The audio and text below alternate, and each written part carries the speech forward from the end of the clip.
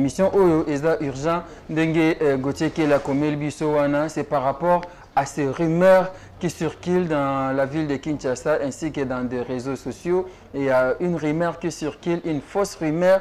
Alors on voulait parler de ça en ce moment. Yango Bomoni, Tobito Sala direct. Donc on passe en direct sur De La Foi TV, comme on a l'habitude de le dire. De La Foi TV, une chaîne, une foi et un Christ. Il y a une rumeur qui circule. On a eu beaucoup d'appels depuis le matin. Bazo benga batuna biso mituna bande bana mikili ya poto bazo benga bande ko bazana intérieur ya mboka na ba province partout bazo benga par rapport ya rumeur oyo yango tolobi biso to bana nzambe oyo azoluka échec na yo azoluka nda koma escalier po o matali susu oyo azoluka kokwea na yo azoyeba te ke azotombola yo ndenge Joseph Abaki. Ils ont voulu me faire du mal, mais Dieu l'a transformé en bien.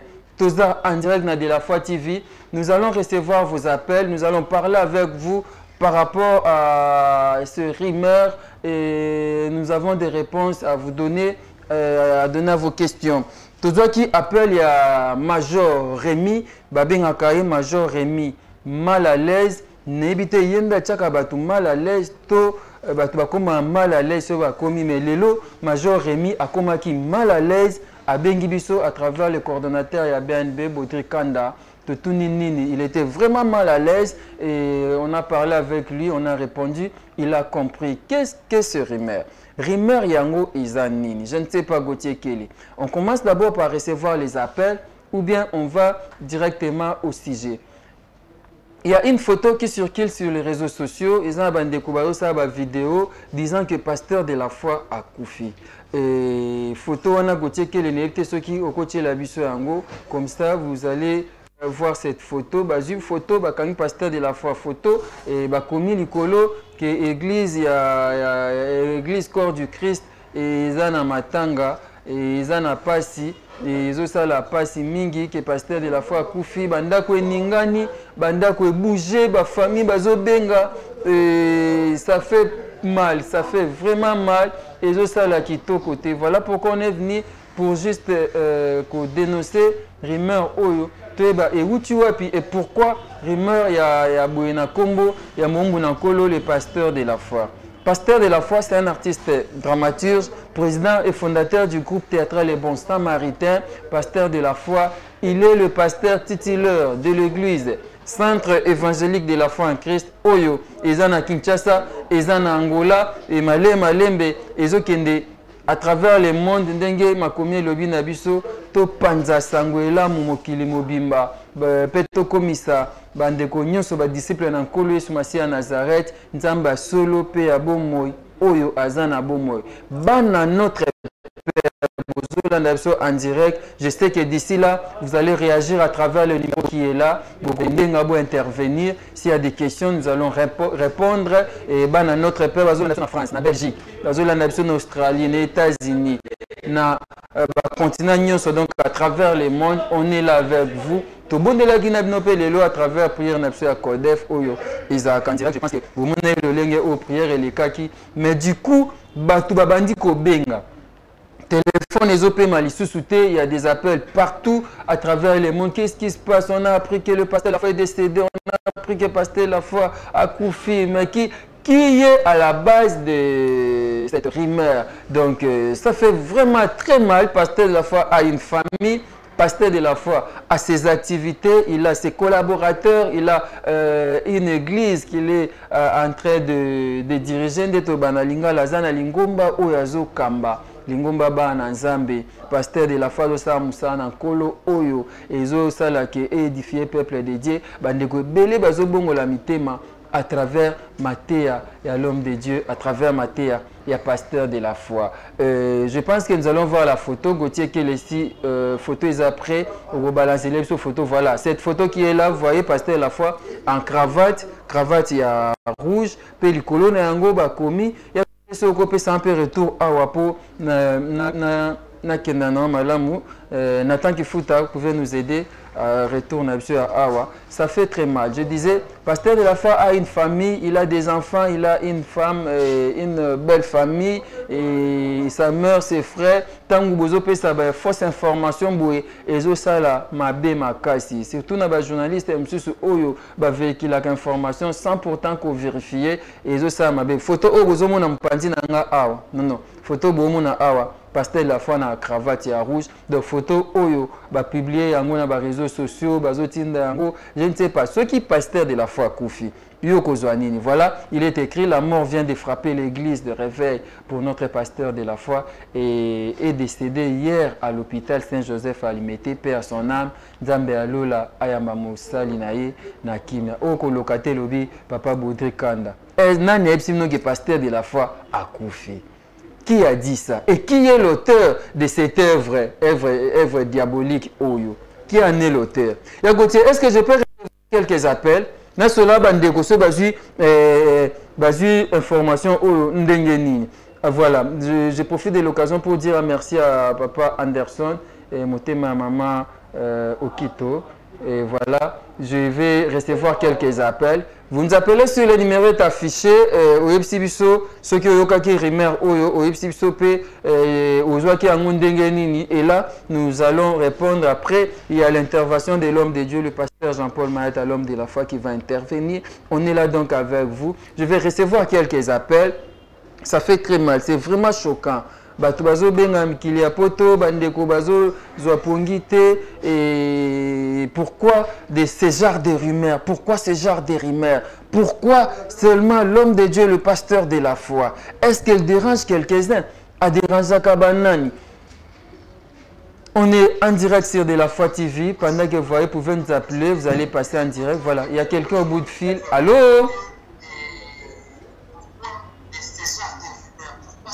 Aidez-moi, Gauthier Kelly, présenting.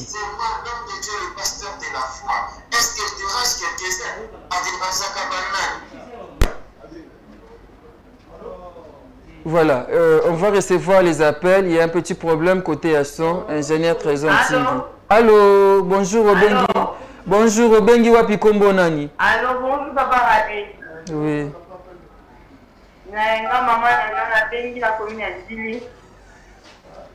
Oui, maman. Papa, comment la rumeur Olio, Tambe a fini le bateau, Nyonso, dans la cima du Camboyo. Ouais. Donc, ça fait mal pour Pandamosa, en Tambe, Sango, pour publier la réseaux sociaux, ma cavamudelle, vraiment.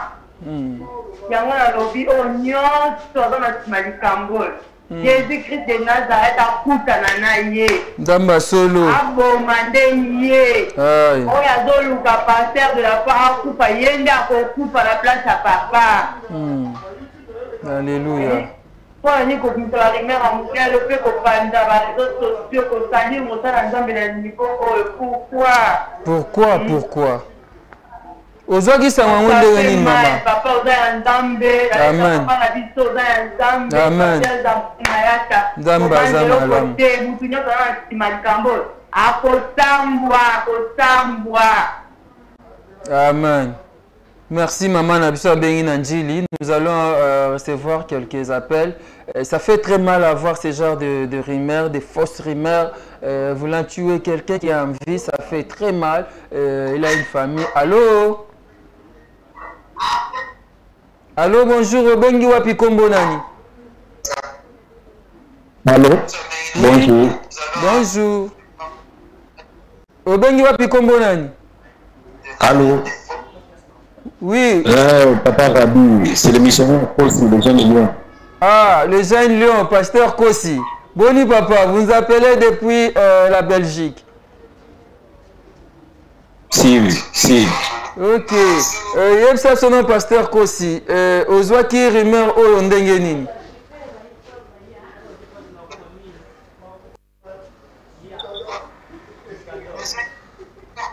Bon. Allô, pasteur Kossi. Papa Rabi. Oui, papa. Na yokaki sango oyo mama il appartient à tous à bengai pour nous retourner ngai et la langue mission de ko jipe masamba sali et makamba lobby l'émission qui est passée de la part mine et aza menacé en tout cas bon tali na parcours à partir de la fois 20 ans autour na ye JP Massamba te le la ami na ye proche donc si Kazalia il dit ça bongo là c'est bien on a vu ça on a dit que bien passé de la fois sur na va bien il me commence à tenir une voix quand il a passé de la fois à minute à partir de ma tête aussi bah quand on passer à couper à plein culte tout ça alors pourquoi genre nous makambo on sort et ça qui peut communauté na bato oyo bazo luka ko si sa mission dans le passé la phase de mission dans ma pesa le quoi nous feeling akokufa lelo te vous savez dans le livre de Psaume David a dit ceci non je ne mourrai pas je vivrai j'ai raconté les œuvres de l'Éternel tout simplement David a moko baké liwa oyo wuti na maboko ya bato et ko simba ngate oui passé de la phase mais éternellement akokufa lelo te akokufa pe na plan ya bato te mais na plan ya Nzambe donc Nzambe akomona ke mission na ye koki donc c'est ça. Amen. Merci beaucoup l'homme de Dieu pasteur Kosi aza na Belgique ati ko benga biso. Merci beaucoup. C'est ça la passe si bandeko ba benga à travers le monde baza déranger na rumeur oyo et ça a bien été. Donc merci. Je vois pasteur Kosi. Allô. Allô. Oui, bonjour, Bongi Wapi Kombo Nani. Oui, je m'appelle Frère Maël, je vous appelle depuis la France, ma vie en France, donc ok. Et là, bah, nouvelle à nous coûter vraiment, parce que mission total, on a Nathalie en direct dans quel qui a Tongo à Kodesh, oui. Et Nathalie, papa, dans mon équipe, papa Zaki na église, donc et là, bah, nouvelle à le coûter, donc déjà, juste les bateaux, bah, jaloux. Donc, Tolanda, Tolanda, toujours, nous avons un biseau, Jésus-Christ de Nazareth, avec un bon mot, et tout, maintenant, la souka. Non, mission est sous-quitté, donc c'est notre papa, tout le monde a quand même mis Nzamba Pambolaï, Abakasu Bamboula Belé, Nabo Moïnaï, parce que Nzamba Nakasara est miné, Nabo Moïnaï, Zamba Batera Pambolaï, Baouna na Union Spaza toujours confondu. Et babeta na mitu bango na bango ndeto yembaka na Kodesh babeta na mitu bango na bango simba te na Congo na Yesu Masia amen Nzamba pambola bino. Merci beaucoup mon frère, merci beaucoup. Ndeko abengi biso na France alobi bakobeta na mitu bango na bango oyo bazoluka échec na biso bakokoma ba marche pied na biso. Yesu Masia Nazareth azana bomoy. On est en direct sur De La Foi TV. Si vous avez eu cette fausse rumeur, vous pouvez intervenir. Vous pouvez dire comment vous l'avez reçu et puis au lobby moi il va prendre Mosel na Nkolo Moumbu Jésus Christ de Nazareth, le pasteur Jean-Paul Mahata l'homme de la foi et Kozala Mahala Mumingi. Allô? Allô?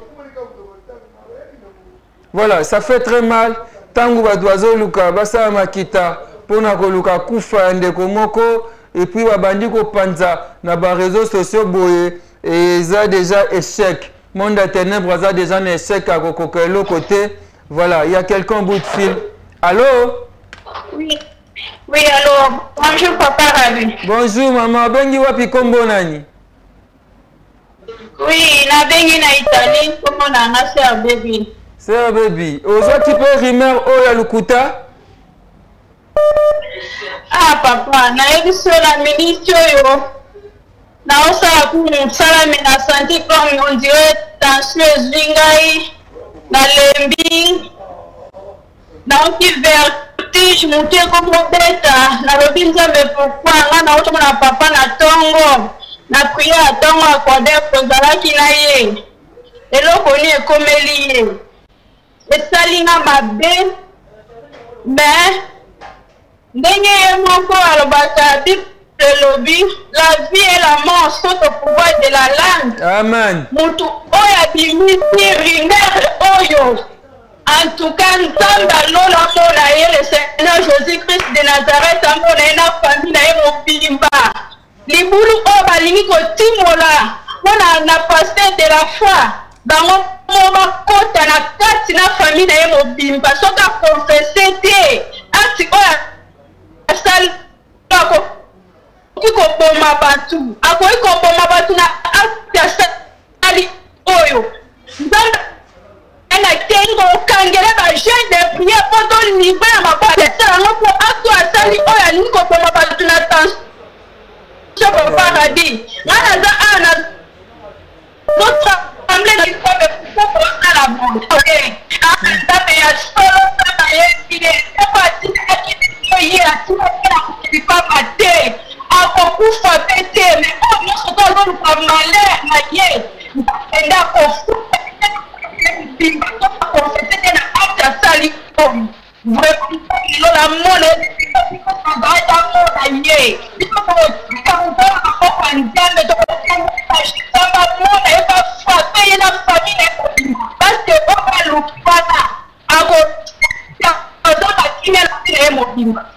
Merci beaucoup ma soeur. Kimi Nzambe Zanayo. Tension ane sala kiyo va vertige ane sila au nom de Jésus-Christ de Nazareth.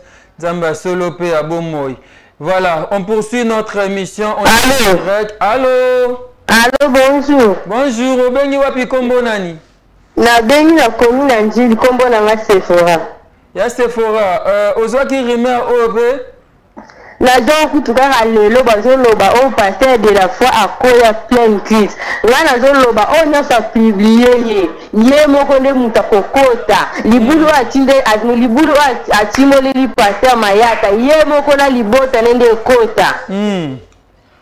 Vraiment, olobi ni pona pasteur na ebi ketango azolanda ope. Na da kende libosa ke liboso on tamba tindire ne koki te ne koki ta kende liboso. Amen. Amen. Merci ma soeur Sephora Nzamba Zanayo. Balobi, ils ont voulu me faire du mal, Dieu l'a transformé en bien. Baluka ki basala nga mabe. Menzamba bongo li anwe komi malamu. Echeko bazoluka basala ba koma ba marche pied na biso. Jésus-Christ Nazareth Nzamba solo pe abomoy. Il est vivant. Il est parmi nous. Les autres ont un culte à Kodef. Je pense que tout le monde est là. Longo bomona ki ndenge nini le sambo kaki. Allô? Allô? Comprenez, il y a beaucoup de gens qui appellent. Voilà, il y a Trésor Sungab, géré par appel. Il y a beaucoup de gens qui nous appellent. Vous allez passer en direct sur De La Foi TV, une chaîne, une foi et un Christ. On parle de cette fausse rumeur qui circulait déjà sur les réseaux sociaux depuis hier, disant que l'homme de Dieu, le pasteur de la foi, était décédé. Je pense que vous voyez la photo qui est là, bah, publiée, photo à vous. Allô? Allô? Allô? Bonjour, Obengi Wapi Kombo Nani. Zalama, mon musique à la télévision, hein?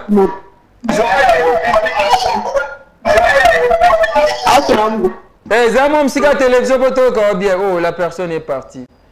Voilà, on poursuit notre émission. Je disais qu'on est en direct sur De La Foi TV, une chaîne, une foi et un Christ. Ici, nous prêchons, nous parlons que de Jésus-Christ de Nazareth, le Dieu véritable, le Dieu de mon église, le centre évangélique. Oui, Christ. Bonjour. Allô? Papa. Bonjour maman, comment on bengi wapi? Comment on a merveille? Ya merveille, bengi biso wapi boy? Na bengi na bumbu. Mwana bumbu, ya merveille. Ozwaki pe sango oyo balobi ke pasteur la foi kufi. Esalinga pasi papa, esalinga pasi makasi. Nena linga mate ya papa, esala kanga pa mabie makasi. Pasteur de la foi balobi olobi nini pona bato batambusi sango wana? Sango ane panzinga mutema na ndima kite. Oya sali vraiment musai na nzambe bongo akozanga kimia. Akozanga kimia makasi. Amen. Pona moumu na kolo olobi nini mama? Olobi papa. Pona pasteur de la foi olobi nini? Voilà, la personne est partie. On est en direct sur De La Foi TV. Vous nous appelez depuis le monde entier, partout où vous êtes. Vous pouvez passer en direct sur De La Foi TV. Nous parlons de ces sujets, sur cette fausse rumeur circulant dans des réseaux sociaux disant que l'homme de Dieu était décédé depuis hier. Ça fait très mal, c'est choquant. Voilà pourquoi. Allô? Allô? Allô? Bengi wapi kombo? Allô, bonjour papa. Bonjour Yaya. Na bengi wa parti ya komuna Lemba la campus. Mwana Lemba.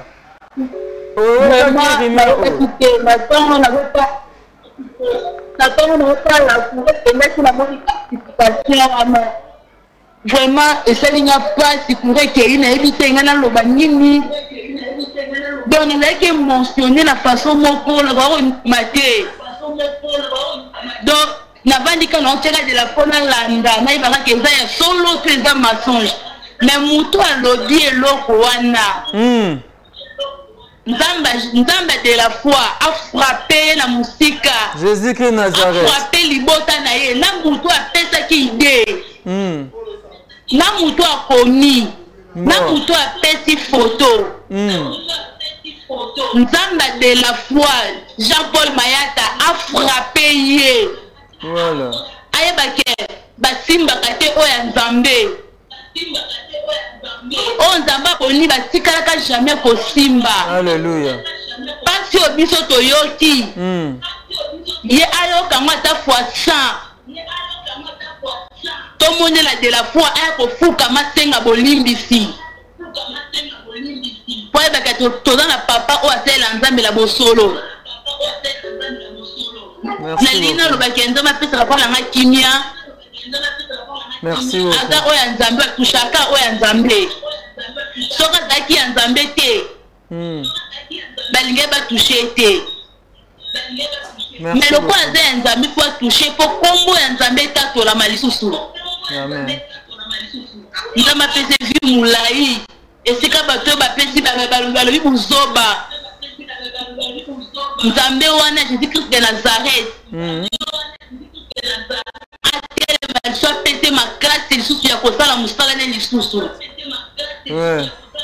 Merci beaucoup. Merci Nzamba Pambola. Il y a des gens qui m'appellent sur mon numéro 081 52.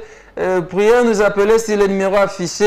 Peut-être qu'on a un message parfois, mais ceux qui appellent, le numéro est affiché. Là, on pourra parler en direct. Vous allez intervenir directement, ça fera du bien. On est en direct sur De La Foi TV, comme je disais. Et un bande de dans les réseaux sociaux va publier que l'Iwa ya pasteur la foi au moni photo de Tchem Pandiwana et bouger batou, boyoki batou sous tension et déranger, vertige, ça fait très mal. Mais vous voyez, a commis même message né en français à Sanksina Lingala.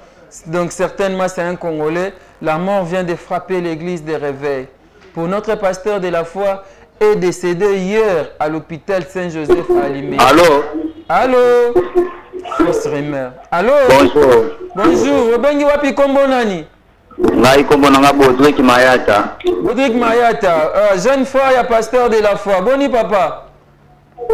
Oui. Bon, kimia peneza na ngolo Nzambe. Ya Bodrick, yo pe yozaleki. Ozaleki biologique ya pasteur de la foi. Yebsabsonan yo pozwa ki rumeur o et circuler lelo.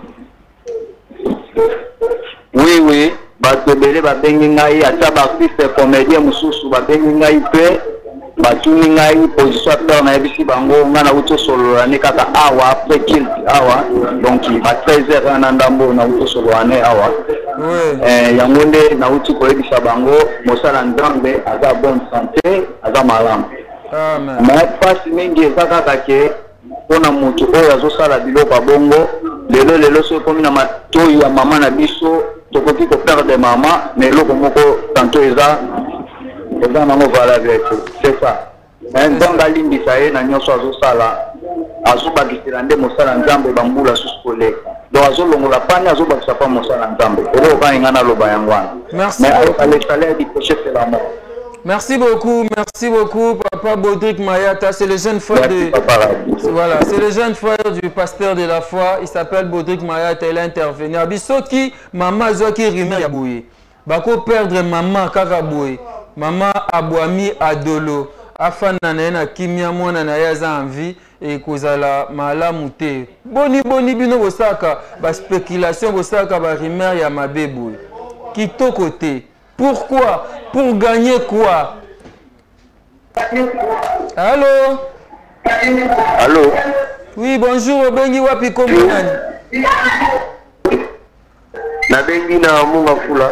Na Munga Fula, kombonani papa? Vraiment. Comment on a frère Gloire? Frère Gloire. Oh, zo qui peut rimer. La date est rumeur. Ok. Mais ça ne m'a pas si parce que je ne sais pas ceux qui ont fait ceux qui ont fait ça, c'est qui alors? Jusque là on... Ma mère. Ouais. Et ça ne m'a pas vraiment. Au moment où on a donc dans le moment à positionner Voilà, soit gloire au lobby, ni pour un pasteur de la foi Zolandao.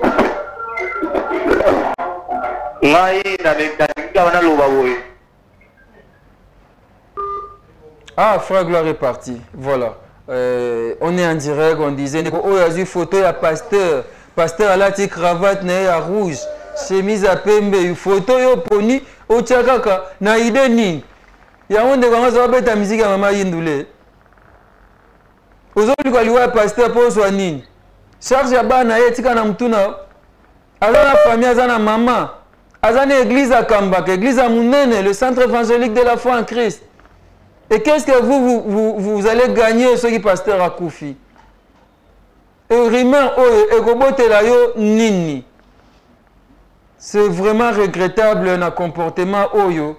Je sais qu'on pourra faire des enquêtes pour la source, il y a information Oyo, il y a fausse information Oyo.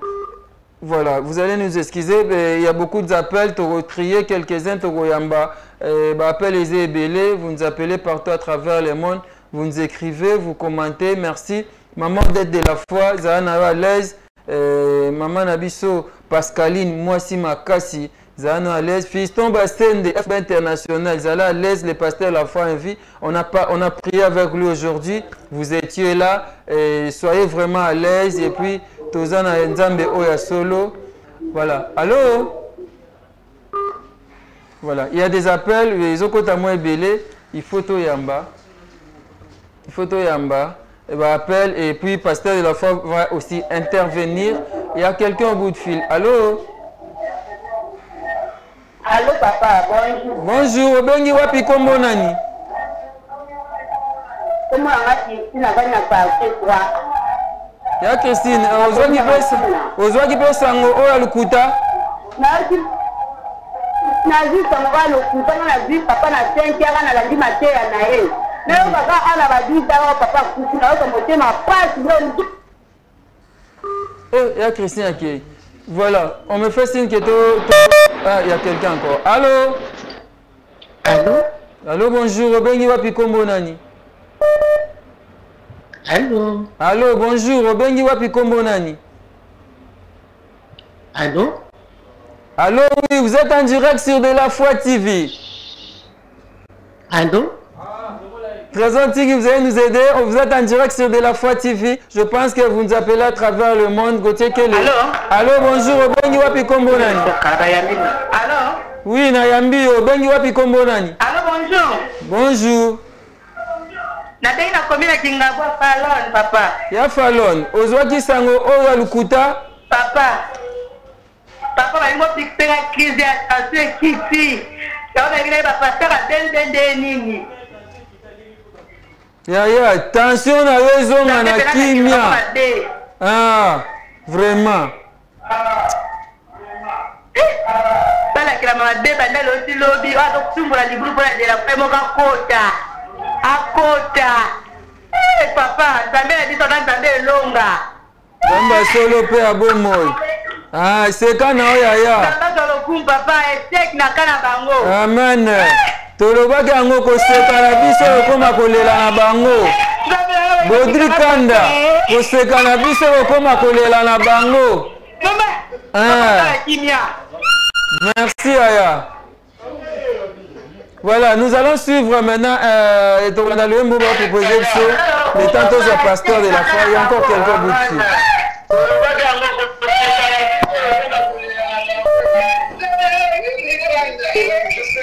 Voilà.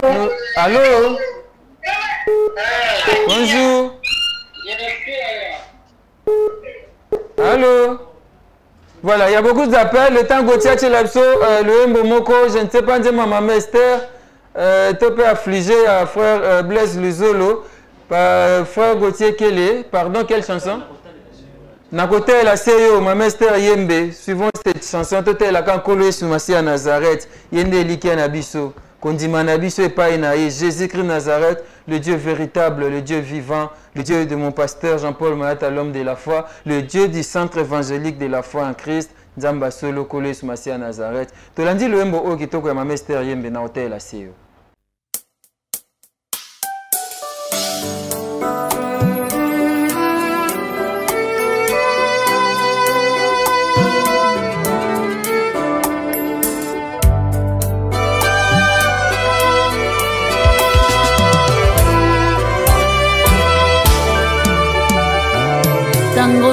Satana belemi kotuka pe kotolangaye kolo Yesu afandi na loboko ya Tata Nzambe kobondela ponangai akobondela ponangai ponalonga tango nyonso atakombongele kimakasi akosimbanga na loboko.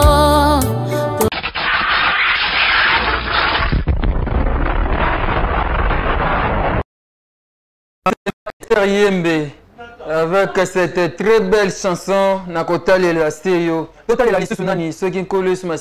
Voilà, nous allons recevoir l'homme de Dieu, le pasteur Jean-Paul Mayata, l'homme de la foi, par rapport à toutes ces fausses rumeurs qui circulaient depuis hier. Il est en ligne, je crois. Très gentil, vous allez me faire signe. Il est là. Allô? Oh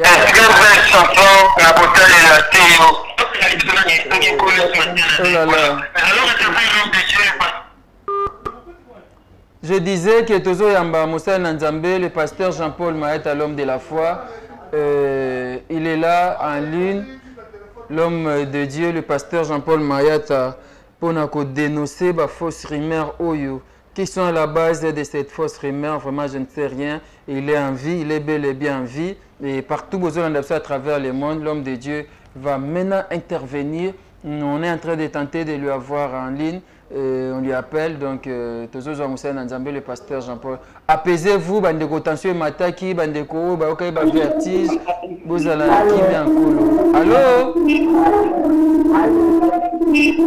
Allô, bonjour.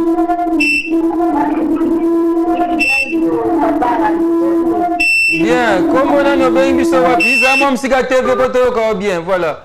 Accueilli, voilà. So bengi biso za mom sika télévision poto yo kayo bien. Cependant, je disais que Tozo Mekagobenga Moumou Nakolo, le pasteur de la foi, Azana est tranquille, Aza posé, li kamna motote ndenge moko lobaka. Il va intervenir en direct. Et pendant que le téléphone est ouvert, vous pouvez nous appeler, vous allez passer aussi en direct. Merci na bandeko nyonso na bazana France, bazana Belgique, bazana Italie, ero batiki na misala pona kolanda biso et on est là avec eux. Vraiment tozo longo na bino, tozo ina prière na tongo et sikoyo pona ko dénoncer rumeur oya lukuta bandeko basalaki na yango tozo awa en direct na de la foi TV. Nazé koloba tokozwa Mumbu Nakolo, le pasteur de la foi, tokosola naye. Allô? Allô? Allô? Obengi wapi kombo nani? Oui, bonjour. Bonjour. Obengi wapi kombo nani? Nabengi partir à Paris. Kombo nani? Bondela mwana. Allô? Allô, oui, kombo nani mama? Oui, comment la Pierre Vivi n'a bien partir à Paris. Ok, aujourd'hui sango il y a fausse rumeur aussi la mort du pasteur de la foi. Oui, la bien pour l'intervention concernant la fausse rumeur que lundi na internet. Oui. Donc, vraiment c'est très choquant et à moment là tout le monde va choquer du pour la montée à l'Anzambe. Et ça vraiment pas fini. Oui. Parce que grâce à pasteur de la foi,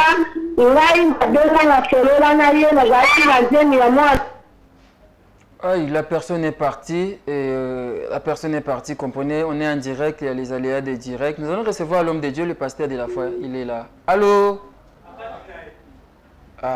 Les aléas des directs, insistez, on va tenter de vous avoir. Et je ne sais pas comment nous allons faire.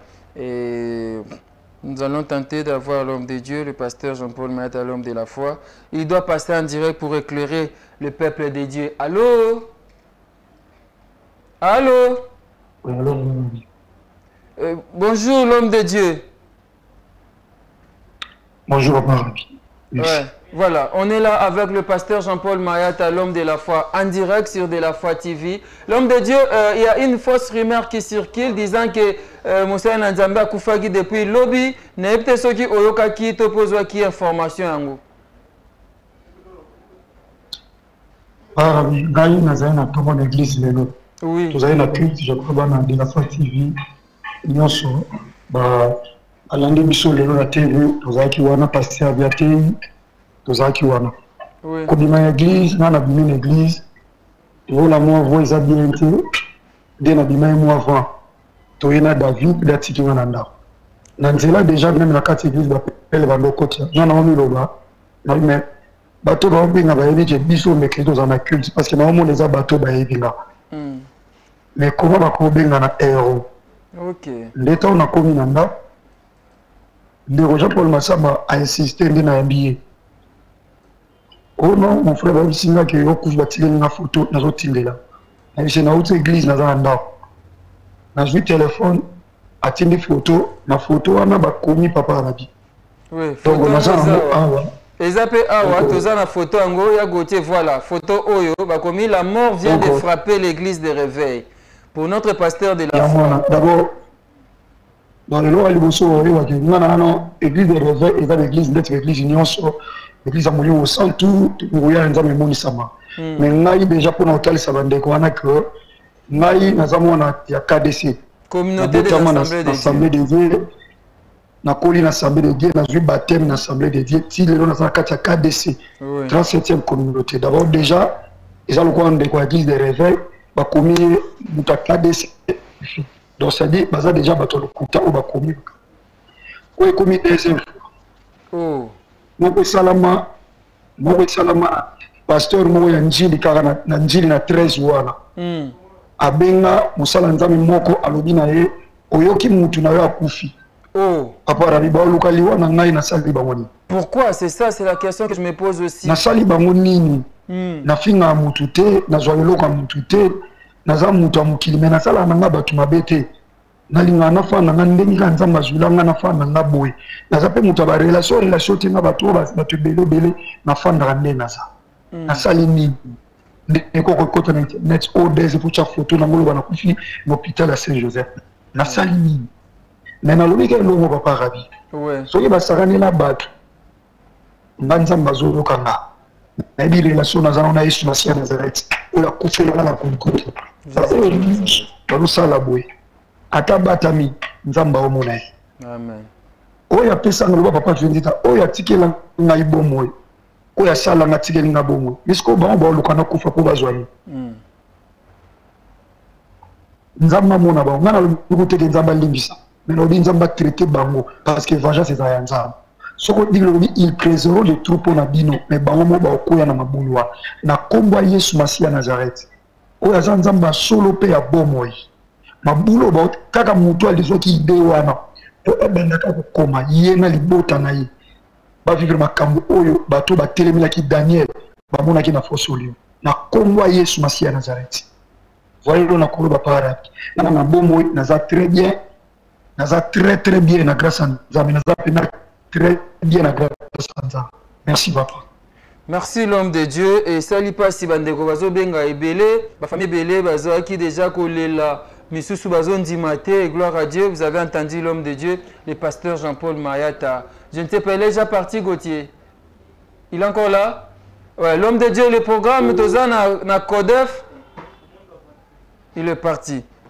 Voilà, ce n'est pas un problème. Vous avez entendu, vous avez suivi Yemoko, l'homme de Dieu, le pasteur Jean-Paul Mayata a éclairé public, a éclairé Bananzam. Il est en vie, il se porte bien. Et en bonne santé, les lois qui na culte ya Codef. Codef est un culte oyo tozakanango chaque mercredi na centre évangélique de la foi en Christ. Tozawa na avenue Bombo na Arrêt Langiloise eza place à Obungate et sur les cas Sainte-Thérèse nettoké dokolo. Tozakana chaque mercredi na culte na fait Codef, culte de combat et de délivrance des familles. Pasteur de la foi qui présent, comprenez que et ça fait mal tant que faire circuler rumeur bouée Voilà, bandeko bobenga numéro nanga, pardon, maman Léonie, bobenga na numéro où est affiché pour que bolé en direct. Numéro to affiché na télévision ndeto. Allô? Allô? Allô, bonjour, bobenga biso wapi kombo nani?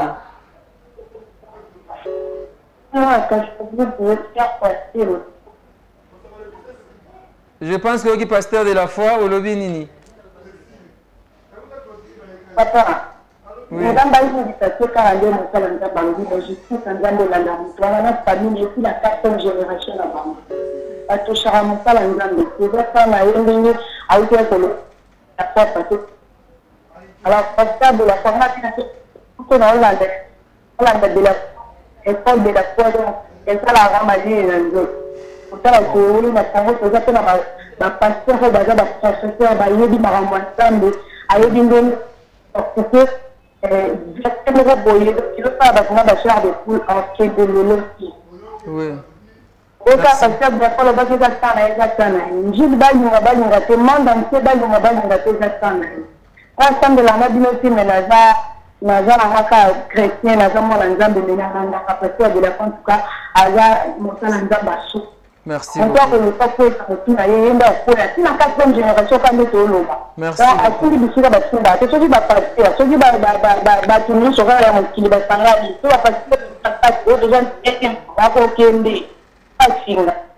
Merci beaucoup, ma soeur.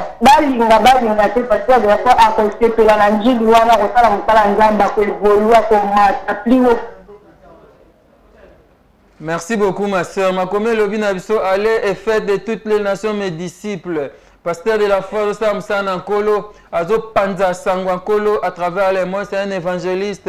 Et partout à travers le monde, Sango. Et Ankolo Sumasi à Nazareth, Ezo Panzana. Ya solo Bokoluka. Bobundi Sayabou. Ndenge nini Bokoluka liwa, ya mutupo na nini. Et on est tous faillibles, toza batu. Un jour, toko kufa kasi liwa Nkolonde et kozala malamu mingi. Lelo na tongo tozena pasteur de la foi na prière. On a prié avec l'homme de Dieu dans la culte Napsé à Kodef. Ça s'est très bien passé. Vous avez entendu l'homme de Dieu, comment il a éclairé l'opinion. Il se porte bien, il a bonne santé. Ngana kosenga kaka na peuple de Dieu, bana nzambe nyonso ba notre père, bana CFC, bana Kodef, bana KDC, ba chrétien nyonso ya monde entier, tomi tungisa na biso te, toza na kimia nkolo ebila biso, ebila mabota na biso, Yesu Christ en Nazareth, nzambe solo pe abomo azala na biso. Nous recevons encore l'homme de Dieu, le pasteur Herbie. Voilà, allô? Allô? Il est parti. Je pense qu'il va tenter de revenir. Je vois Sœur Lopez qui m'appelle. Appelez sur le numéro affiché s'il vous plaît. Je ne saurais pas décrocher le téléphone Nyonso Awa. Numéro est affiché. Nous allons recevoir l'homme de Dieu, le pasteur Herbie. Il va aussi intervenir. L'un des fils du pasteur de la foi. Pasteur Herbie, je pense qu'il est là. Allô, l'homme de Dieu. Bon. Allô. Bonjour. Bonjour, l'homme de Dieu. Boni. Bonjour, papa Kadinazinga. Boni Bino. Bien, pasteur Herbie. Rimer Oyo et circula qui liwaya pasteur de la foi aux qui ont ndengeni. Allô, papa Radi. Allô, Nabi, Rimer Oyo ya liwaya pasteur de la foi aux qui ont ndengeni. Bon, nous ça la mort au banga. Pourquoi? Parce que on a comment basangani véhiculer une information et que paniquer ban nzambe déjà pouvoir passer ba message de collaborer. Déjà penza passer il dit que Jésus Christ en Nazareth on a contrôle la nuance. On a autour dans papa nena ce que ça fait très mal. Vous avez une culte tu as une culte. Allô? Allô, nazolanda yo, tozene na Kodef lelo. Nous tozaki na Kodef na papa. Oui. Asa en très bonne santé, asa malamu à la grâce de Dieu. Tozaki na ye pendant que papa le pas zaki na mo bantela au Kimbe, atika di biso pour avant quelques minutes comme ça. Mais après toujours les ont dit tout ça, bah pour se remettre, ils ont véhiculé, ils ont circulé c'est très mauvais. Exemple, dans ma lame, comment on a ça n'a mis moins mingi. Qu'est-ce que vous pouvez dire par rapport à ces gens qui ont créé la fausse rumeur et aboué? Et c'est pas bon au réaliser bilo aboué. Et ça pensa malamu te, muto azana bon moi, aza santé malamu, boluka akufa. N'habitez pas que boluka bo bon bénéficier na nini. Bon bénéficier na nini l'autre. Sauf que et tel sont pensé mutemo ba nango. Bana posa parfois ba éliminer musa na nzambe yo mo ba komi ko luka ko bimisa ba rumeur faut plus tard ko kisama mais moto nzamba simbi moko to ana pouvoir yo botela yo. OK wakina tata sambeli to bondeli nzambe tata ke ina oyo ka ba pele zo kota ba tuba olo ba mwa mingi pour ni ko précipiter kufa musa na nzambe oyo azo mena mitema ba tuna présence na nzambe azo mema ba Christ bela mukili mo na présence na nzambe azo tamboula bien na nzambe par la grâce de Dieu. Donc nzamba sala ta grâce bato bongo nzamba dit comment fouta bango et toujours rappeler bana nyoso nzambe ki notre père Mayata est en très bonne santé par la grâce de Dieu. Nzamba zo batela ye azo sungaye azama lamu mingi koleka aza posé tranquille leto bana forcé merci azana siangombu Yesu Masia Nazareth. Merci beaucoup l'homme de Dieu. Voilà, je martèle encore pasteur de la foi Koufité. Si nous avons ça direct et ana bandeko bazo komelangai ba otine langa ba message pasteur de la foi a Koufité, il se porte bien, il est en bonne santé. Les autres na culte aza en bonne santé. Ne vous dérangez pas. Oyoki ba tunyo ba lobi pasteur de la foi aza en bonne santé. Donc par Rabinzamba Pambola yo pona initiative yo. Merci l'homme de Dieu. Sabana nzambe kino. Lebike batu mukile lingi papa na biso mingi. Amen. Azotambo na nzambe, azana Christ o nzamba pesie pour akabola mai na peuple nzambe. Mais ana batu o bazoluka ba précipiter liwana ye, mais je sais que nzambo abatela ki David na bitumana Saül, Saül a luka combien de fois boma David. Mais le la David azaki na kata plein nzambe. Saül a salaki mabuti. Pourquoi? Parce que la main de Dieu était sur David. Était avec David pour la protection, pour la sécurité. Je sais que c'est même le bon coca wana malamu c'est que David pour nous protéger contre Saül, c'est la même bonne main oyo et que protéger papa na biso mayata contre onyo so banguna bakoluka na sena tamo ipo na bomo nae. Ouais, ndenge makomé lobi, ils ont voulu me faire du mal, mais Dieu l'a transformé. Joseph Alobaki yango abi méditer tout ça nga mabe bo méditer tout ça besoin qui temps bo fanda qui bo sali ba conspiration abi bo méditer tout ça nga mabe yalo kwa na mutu do ko ngula mabe to bo méditer pour nga mais il y a un Dieu au asa papa ko bongo la mabe ba ba bo ça malam ya ko changer même poison comme vitamine ya ko changer ba kale comme un peu d'escalier c'est possible de prendre ça de temps de faire confiance. Amen. Yesu Masia Nazareth. Merci Papa Rabbi. Bana notre sexe bana Kodesh, Église et corps du Christ, bana sexe, bana notre Père bozana kimena ni tema, nous avons l'âme tata zana l'âme, azana kimia, deux toi le papa zana kimia, azomela moi je n'ai pas azana. Nanda ku amela mai na malili, aso luka créer liwa papa père azomela mai na pio nanda. Merci, merci l'homme de Dieu. Merci, notre Père. Merci. Merci, Papa Rabbi. Merci beaucoup. Voilà, l'homme de Dieu est en vie, le pasteur de la foi est en vie. Lopez Chibam Bezo Tunanga Soginde Nini, pasteur de la foi est en vie. Fiston Basende, Tobondele Natango, Maman Nathalie Zeko, pasteur de la foi est en vie.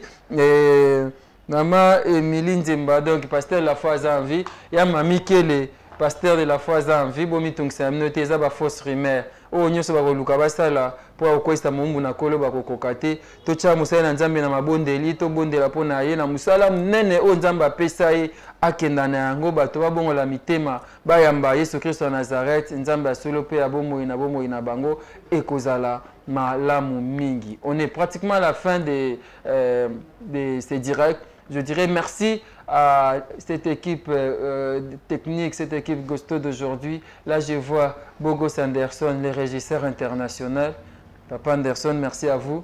Merci à Trésor Tingi, à Zékouna Nasson, Namoni chef Napso à plateau, chef Napso à plateau, et à Glody Gonda, double brassard. Merci Panayo, merci Héritier Kanou, Baudry Kanda, merci à Gauthier Kele. Merci à Nathan Kifuta. Merci à tout le monde. Merci à l'homme de Dieu, le pasteur Jean-Paul Mat, à l'homme de la foi, là où vous vous portez. Nous te saluons. Et Nzambaba Telawazana, Yazana Lingomba, Mdimbaba na CFC, Centre évangélique de la foi en Christ. Vraiment, Nzambazana, Bissonioso. Bana notre Père. Bana notre Père. Bayetos bon de la Canaba, on a de la foi TV. Nzambazana, Bino partout, Bozali. Yesu Christ en Nazareth, Nzamba Solo. Azali na bomo ipe azali na biso azali kosala to tiki ba programme na biso to okuta na bongo lobi to continuer clôture ya séminaire to zali na yango ya 11 jours de prière et évangélisation au thème na yango ezalaki la gloire de la seconde maison et puis dimanche to za culte d'adoration boya bomona pasteur de la foi to bonde ane elongo na ba culte na biso nyonso azawana merci pa mama Rita Mayata Bogeri Mayata Pasmine Mayata famille Mayata Mbimba merci pa na bino to kutani mbala sima numéro ya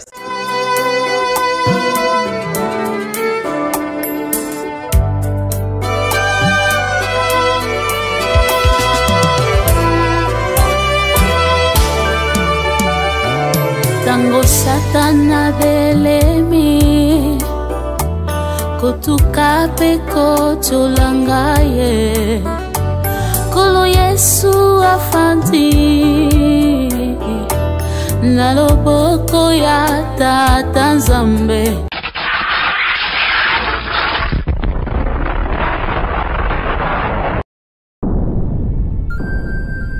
Le business a ses idées, FB International Agence a ses abonnés.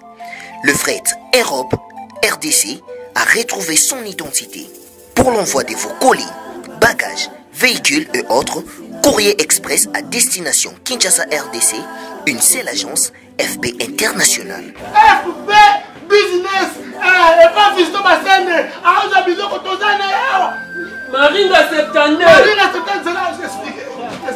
Alors, Maringa Septande, FB International. Na Kasavubu, elle dit que na Kasavubu. Ça va sauter na Kasavubu na Maringa wana. La sécurité de vos bagages sont assurées en un voyage rapide et à bon port, quelle que soit la quantité. Du déposage jusqu'à l'entreposage, FB International assure comme jamais. Alors jamais. Nous organisons des frettes aériennes et maritimes. Awana FB International Business. Biloko e komaka peto zwaka. E komaka peto zwaka.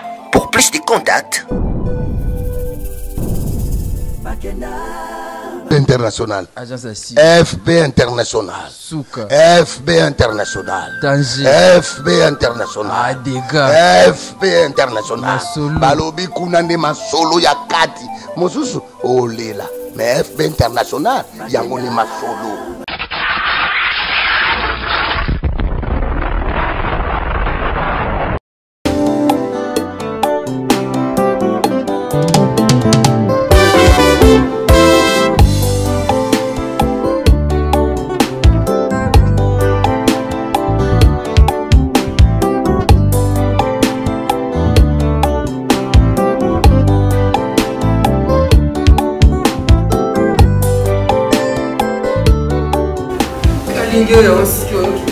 Papa, où tu sais? Oh, kasi na kani yesu. Mais on katina suki. Papa, on m'a dit katina suki. Oh. Oh, papa katina suki. Tu n'as des fils. On katina suki. On m'a dit comme si on a bandi papa. On m'a dit comme si on a bandi papa. On m'a dit comme si on a bandi. Oh, prends l'avion. On a suki na papa. Katina suki on fout la suki. On m'a dit suki na la bandi. Tout à fait. Papa, on fout la suki. Ça y est, maman. Oh. On fout la suki na mai. On fout la suki na mai. Maman, on fout la suki na mai. Suki na mai qui peut aider. Suki na mai pour. Na yaka sali sama senda sali nga suki. Ako misinga mabandi. Ako misinga mabandi ndenge nini? Akufuta suki na mai qui bien ça na senda suki na mai pour. Mama, akato suki ndenge nini? Osali ni produit nini?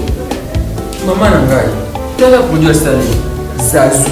Produit ya kala. Ba sali la dans société. Et quand il est suki ko yongai. Na sala ko suki na kata suki. Non, katanga suki de papa. Ah, tanti.